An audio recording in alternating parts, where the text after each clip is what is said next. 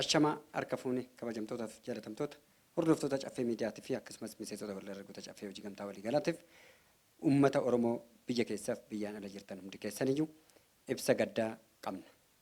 Ibsi gaddaa kunis akkuma beekamu tanaan dura qabsaa'olee baay'een isaa waliin wal nyaachaa ofiin of nyaachaa ofii fisiluu didee namaa fisiluu didee walii fisiluu dide. Ajjechaaf duuti akka kanaa dhaabbatuu qaba.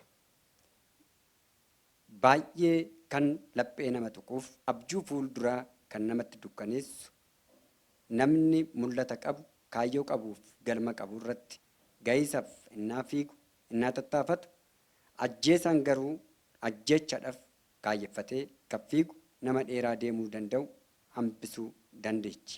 Inuma ajjeestu dhumni isaa garuu isiniif du'a caalu ta'a.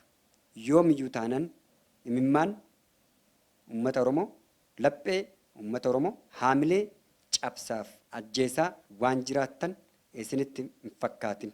Yaa ajjechistoota waan darbuuf waan hin dabarre hin raawwatinaa. Warreen ajjechaa kana raawwattanis buleessa keessa nyaattanii eechayyuu ga'uu hin dandeessan.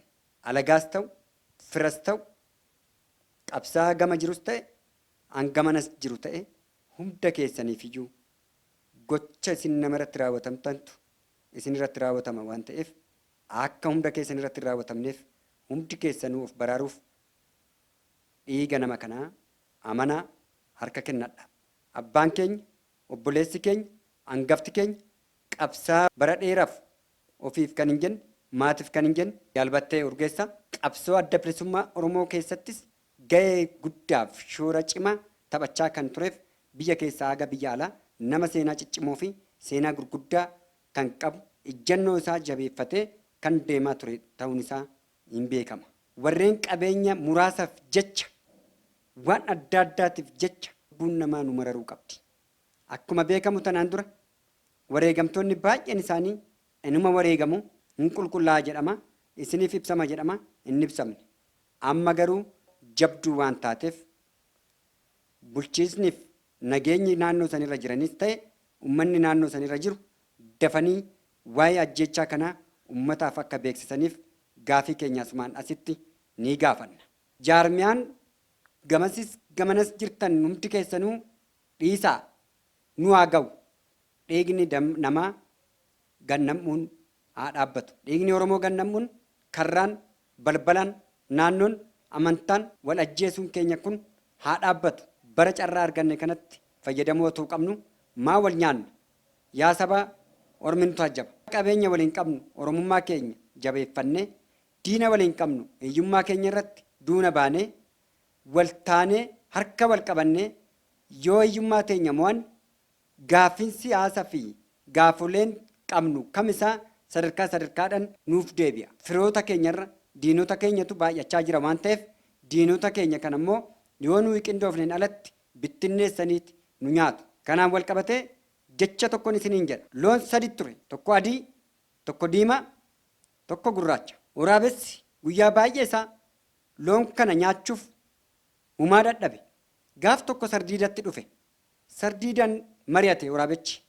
Yaa sardiidaa akkam naaf wayyaa loon kana nyaachuuf oonan naqu walirra goruu akkan ittiin nyaadhu dhabee jedhee gaafata.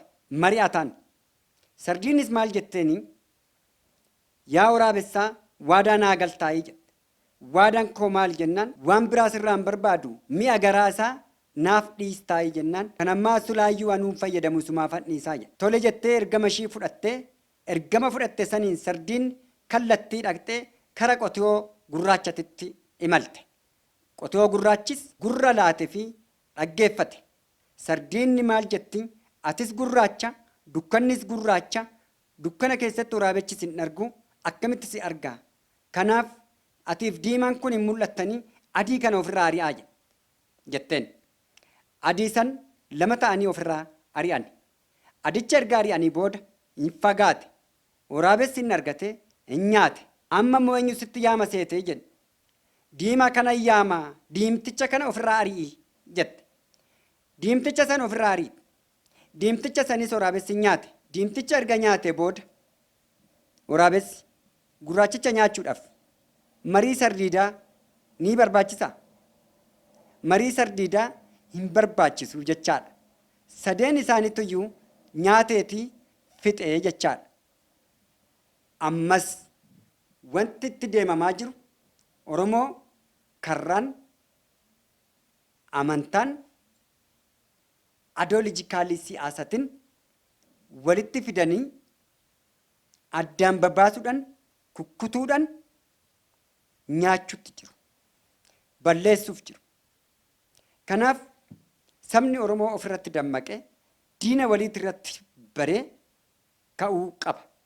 Yaa lubbuu ajjeesaa, yaa dhiiga dhugaa, yaa jagnoota nyaataa isin haa ga'u. Warreen lafaa kaanee mootummaa jennee haqaaf kallattii haala isaa otoo hin barre murtoo laachaa kara mootummaatti quba qabnus quba keenya ofitti deeffadha. Murtoo laachuuf eenyumtu ogummaas beekumsas raagaa qabatamaas isinii dhiyeesse bakka hin jirretti tilmaama mataa keessanii suura poolisii duraan jibbiinsa of keessaa qabdanii ofirratti qabdanii backgroundii gootanii warreen haasoftanii fi mootummaatu nyaate mootummaatu ajjeese warreen jettanis waan togunguraa fi adda waan hin baafanne waan qabdaniif dhugaarratti hundaa'e dubbachuu isiniif wayya. Sababni isaa wanni miiraan gootan yeroo marasa keessa deebiin qabu. Ammaan booda warreen qabsaadha asiis achiis jidduu deemtanii hunkuraa jirtan kun gaaf tokkummaan sabni Oromoo ka'e bakka seentu dhabda waan ta'eef of eeggadhu. Gantuu fi galtuu ajjeesaa hin jiraattu waan ta'eef of eeggannoo guddaa barbaachisa. Obsi sabaaf dargaggeessaa ammaan booda daran darbee jira waan ta'eef ammaan booda dhaaba. Waaqayyo lubbuu jaal keenya jannatatti nuuf haa galchu. Maatii isaa, jaalwan isaa, uummata Oromoo martu, ijoollee isaa, jajjabina isaa haa kennu. Dhugaan ilmoo rabbiiti. Dhugaan hin dhokattu guyyaa qabdi malee enuma baatii galatooma jabaadhaa. Hayyee.